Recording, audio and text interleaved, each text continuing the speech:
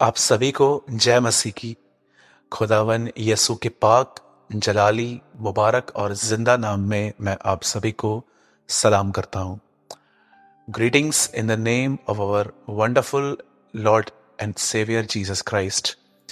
मैं एक बार फिर से आप सभी का यीशु मसीह के नाम में मैं स्वागत करता हूँ और मैं विश्वास करता हूँ कि आज खुदावन अपने पाक कलाम के द्वारा, परमेश्वर अपने पवित्र वचन के द्वारा एक बार फिर से आज हमसे बात करेंगे। और जैसे कि मैं हमेशा से ये कहता आया हूं, यदि आप एक विश्वासी हैं या आप विश्वासी ना भी हैं, इस दुनिया में हर व्यक्ति को, जो भी इस दुनिया में रह रहे हैं, उन्हें दो चीजों की प्रतिदिन आवश्यकता है।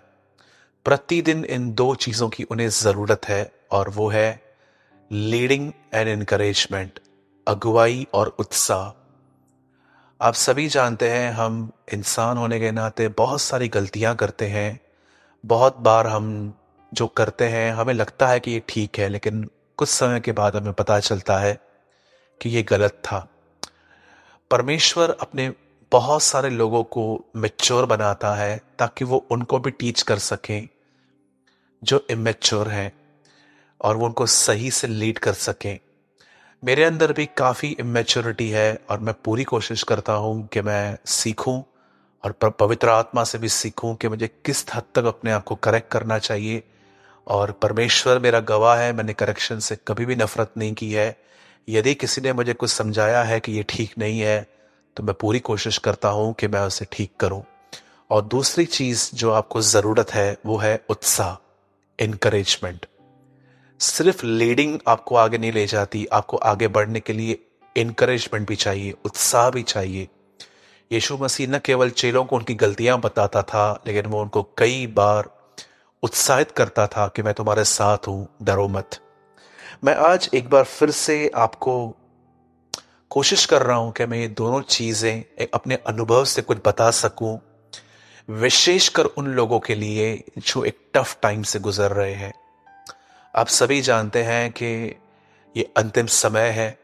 प्रभु यीशु मसीह बहुत जल्द अपने लोगों को लेने के लिए आएगा और वचन कहता है कि उसके आने से पहले इस दुनिया में बहुत टफ टाइम्स आएंगे।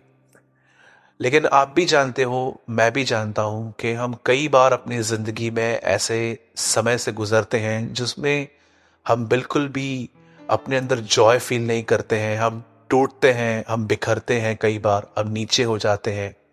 मैं आज आपको कुछ उत्साहित करना चाहता हूं। चाहे आपको कोई रास्ता दिख रहा है कि नहीं दिख रहा, लेकिन आपके टफ टाइम में अगर आप अपने आप को संभाले रहना चाहते हैं, तो आज मैं आपके साथ कुछ शेयर करना चाहता हूं।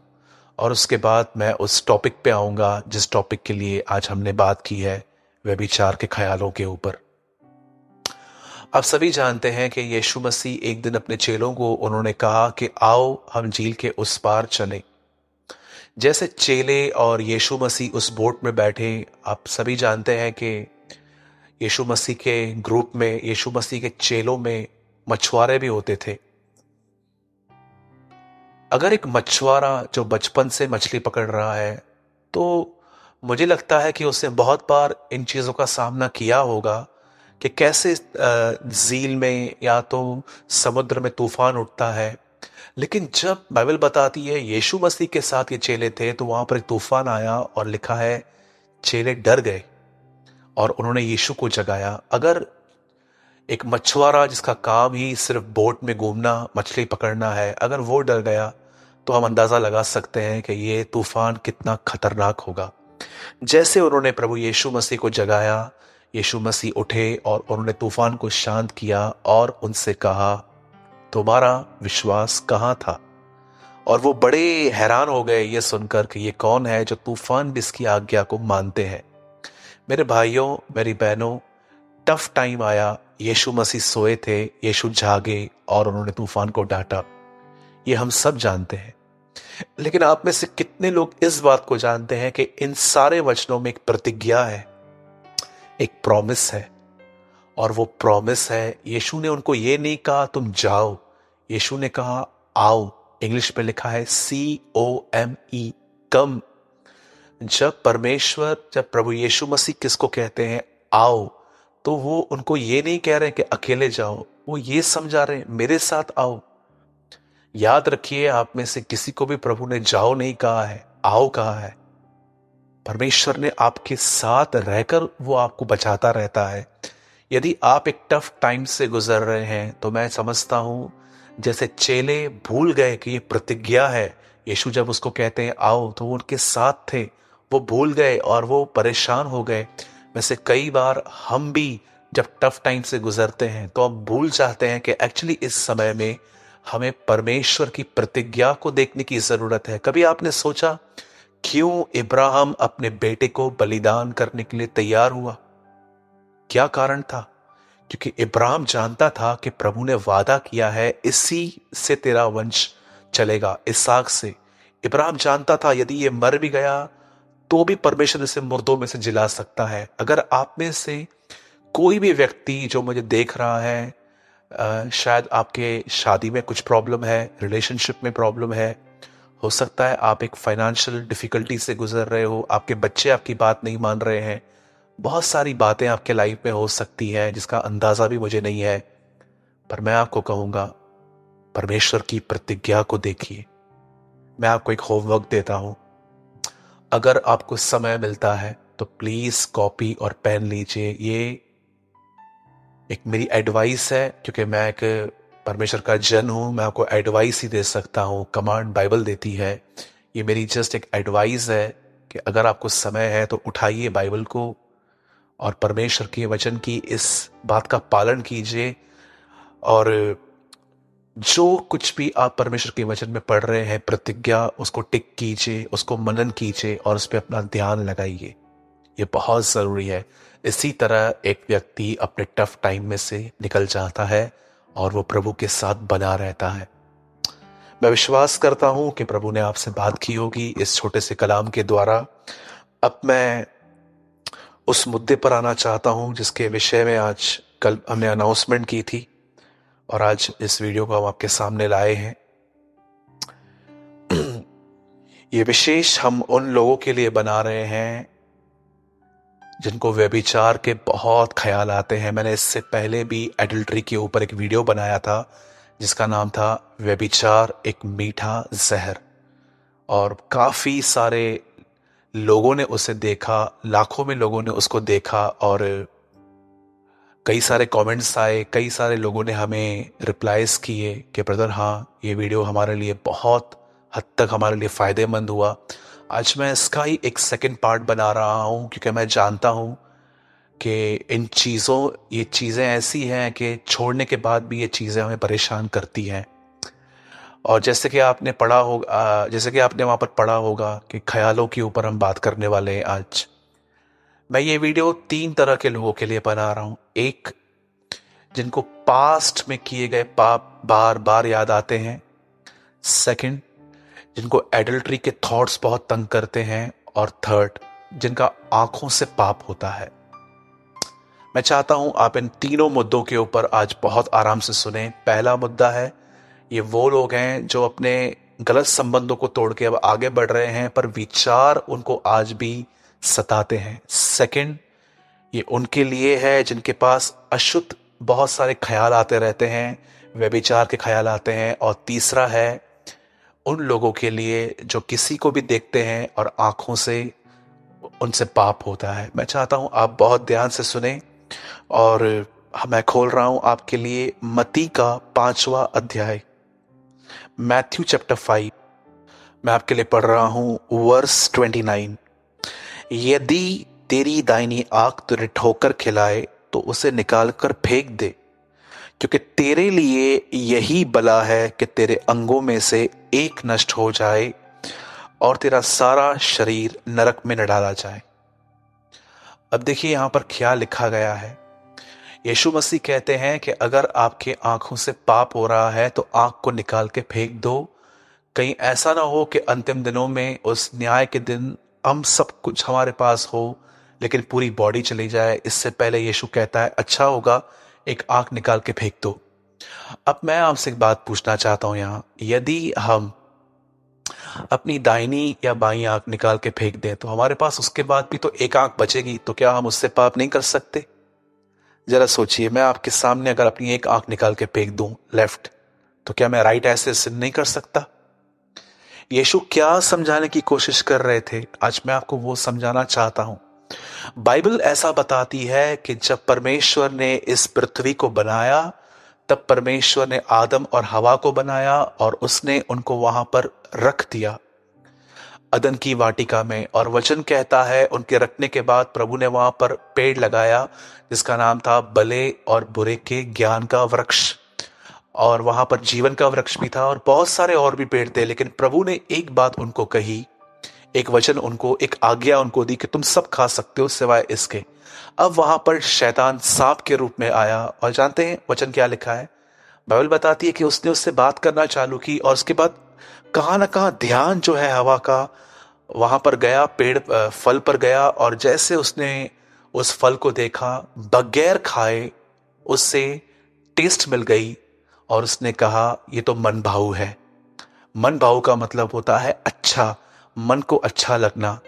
अब जरा सोचिए, उसने अब तक खाया नहीं था लेकिन उसे टेस्ट मिल गई। जानते हो क्यों? क्योंकि उसने देखा और सोचा। पहली चीज, वहां पर उसकी आंखें लगा दी गई।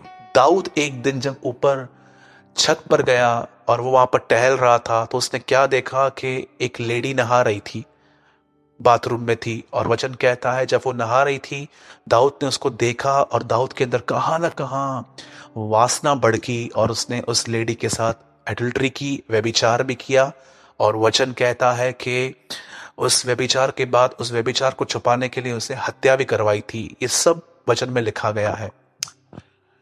हवा आंखों के द्वारा गिरी, दाऊद आंखों के द्वारा गिरा। यहां पर यीशु मसीह कहते हैं कि आंख का निकालना बेहतर है उससे कि कहीं ऐसा ना हो कि पूरा शरीर नरक में डाला जाए। सेकंड थिंग, कुछ लोग ऐसे भी होते हैं जो परमेश्वर का वचन जानने के बाद कि प्रभु गर्लफ्रेंड और बॉयफ्रेंड के संबंध को सपोर्ट नहीं करता, क्योंकि ये कहां न कहां अपनी मर्जी और अपने बदन की सुनना है। और एक जगह लिखा गया है, यदि तुम मेरे पीछे आना चाहते हो तो अपना इनकार करो। एक व्यक्ति दो स्वामियों की सेवा नहीं कर सकता परमेश्वर के वचन के अनुसार। हर जगह सिर्फ धन को मत पकड़िए। आप जिस चीज से सबसे ज्यादा प्यार करते हैं वही आपका धन है। वचन कहता है कि कई बार हमारे अंदर जो है, जैसे मैंने पहले बताया कि हवा सिन में कैसे गिरी, आंखों के द्वारा। दाऊद कैसे गिरा? आइस के थ्रू। और अब सेकंड थिंग मैं आपको बताना चाहता हूं कि कई लोग ऐसे हैं जो अच्छे से वचन सुनने के बाद, वचन को समझने के बाद, जब उन्हें पता चला कि मैं गलत रिलेशनशिप में हूं और मैं जो ये कर रहा हूं ये सिर्फ मुझसे पाप करवा रहे हैं, तब उन्होंने कहा ना कहा सालों पहले उसे खत्म किया। लेकिन आज भी पास्ट में किए गए सिन जो हैं वो उन्हें याद आते हैं। थर्ड थिंग जो मैं कहना चाहता हूं, बैठे बैठे माइंड में ख्याल आना, पॉर्न वीडियो देख, ये कर वो कर। या कभी कभी आपने देखा होगा जब मोबाइल को यूज करते हैं तो कभी कभी स्क्रॉल करते टाइम हमारे सामने ऐसे फोटोज आते हैं। या कई बार आप जो लड़के हैं या आप जो लड़कियां हैं, आप जब फेसबुक पे जाते हैं, इंस्टाग्राम पे जाते हैं और किसके फोटो को देखते हैं तो आपके अंदर गंदी गंदी विचार आते हैं। मैंने तीनों बातों का जिक्र किया, आंखों का पाप, माइंड में आने वाले ख्याल, पास्ट में किए गए पाप याद करना।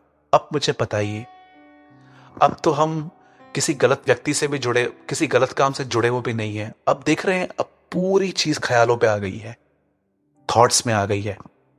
अगर अभी भी कोई उस सोर्स से जुड़ा हुआ है कि व्यभिचार हो रहा है और आपको उन गंदे संबंधों को तोड़ना भी नहीं है, खत्म भी नहीं करना है और व्यभिचार भी छोड़ना है, तो मेरे ख्याल से आपने वो वचन ही नहीं समझा है जो पहले बताया गया था कि यूसुफ भागा था। मैं बात अब उनकी कर रहा हूं जो सोर्स को तोड़ के बाहर आए हुए हैं।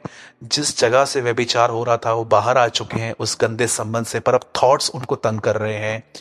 चाहे आपका आंखों से पाप हो रहा है, पास्ट में किए गए पाप याद आ रहे हैं, या बैठे बैठे आपको गंदे गंदे अशुद्ध व्यभिचार के ख्याल आपको आ रहे हैं, आप कुछ देख रहे हो, उसको देखकर आपको गंदे गंदे ख्याल आते हैं। जैसे बहुत सारे लोग कहते हैं कि जब हम किसी के कपड़ों की तरफ देखते हैं तो हमें बहुत गंदे ख्याल आते हैं, चाहे भाई हैं चाहे बहन है। अब मैं आपको कुछ बताना चाहता हूं, यही एक रास्ता है कि परमेश्वर आपको आपकी थॉट लाइफ में होने वाले पाप, जो विचारों के अंदर होने वाले पाप हैं, वो उनको आपसे बाहर निकाल सकता है। पहली चीज, बाइबल ऐसा बताती है, यीशु मसीह का एक चेला था जिसका नाम था पतरस। आप जानते हैं पतरस वही व्यक्ति है जिसने यीशु से वादा किया था कि अगर यीशु के साथ बने रहने में उसके पास संकट आए और अगर उसको जेल में भी जाना पड़ा या उसे मरना भी पड़ा तो वो मर जाएगा। लेकिन आप सभी जानते हो पतरस वही व्यक्ति है जिसने यीशु मसीह का इनकार किया। 3 बार उसने यही बात कही, मैं उसे नहीं जानता, मैं उसे नहीं जानता, मैं उसे नहीं जानता। पर मैं आपको यह कहना चाहता हूं, यही पतरस जब पेंटिकॉस के दिन पवित्र आत्मा से परिपूर्ण होने के बाद जब इससे प्रचार किया, तब जाते इसने क्या कहा? इसने कहा, तुमने उसे मारा है, उसका मैं गवाह हूं। आप जानते हैं, एक व्यक्ति, जैसे हम व्यभिचार में कमजोर हैं, वैसे ही पतरस डर गया था। एक व्यक्ति जो इतना कमजोर था, अचानक वो इतना बोल्ड कैसे हो गया कि उससे डर के ऊपर जय मिल गई। मैं आपको बताना चाहता हूं मेरे भाइयों, मेरी बहनों, प्रेरितों के काम में जब उनके ऊपर पवित्र आत्मा की सामर्थ उतरी, तो वो केवल पवित्र आत्मा की सामर्थ नहीं थी, वह परमेश्वर का अनुग्रह भी था जो उन्हें मिला। अगर कोई कहता है कि ब्रदर सिर्फ वो पवित्र आत्मा ही था, तो मेरा एक सवाल है। प्रेरितों के काम 20 अध्याय में अगर आप आराम से पढ़ें तो वहां पर लिखा है, यीशु ने उन पर फूंका और कहा, पवित्र आत्मा लो। जैसे परमेश्वर ने आदम में फूंका था और उसमें जान आ गई थी, वैसे ही यीशु मसीह ने, आप पढ़ के देखिए, यूहन्ना के अंदर लिखा गया है, जब यीशु मसीह ने उन पर फूंका तो उनको कहा, लो पवित्र आत्मा। पवित्र आत्मा उनको मिल चुका था। लेकिन जब पेंटिकॉस के दिन वो एक मन होकर प्रार्थना कर रहे थे, तो बाइबल बताती है उनके ऊपर सामर्थ आई। न केवल ये सामर्थ थी, पर ये परमेश्वर का अनुग्रह था। और जानते हैं, अनुग्रह पाने के बाद पतरस ऐसा व्यक्ति हो गया कि वो इतना बोल्ड हो गया कि उसी पब्लिक को उसने कहा, तुमने उसे मारा है जिसका मैं गवाह हूं।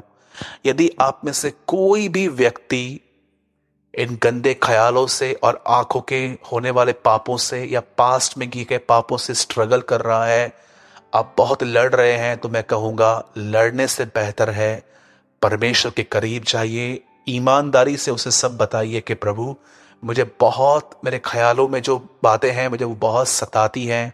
मैं प्रार्थना करता हूं प्रभु जी, मुझे अनुग्रह दीजिए। और अनुग्रह आपको पाप को ना कहने की शक्ति देगा, वो आपको पाप को ना कहने की ताकत देगा। पौलुस जैसा व्यक्ति कहता है, मैं जो कुछ भी हूं मैं परमेश्वर के अनुग्रह से हूं। अनुग्रह क्या है?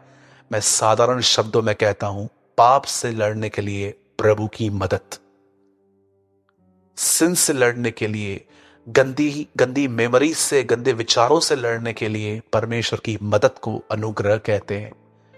पौलुस कहता है, मैं जो कुछ भी हूं परमेश्वर के अनुग्रह से। हर पत्री की शुरुआत जो है वो इस तरह हो रही है कि परमेश्वर की दया, उसका अनुग्रह और शांति तुम्हें मिलती रहे।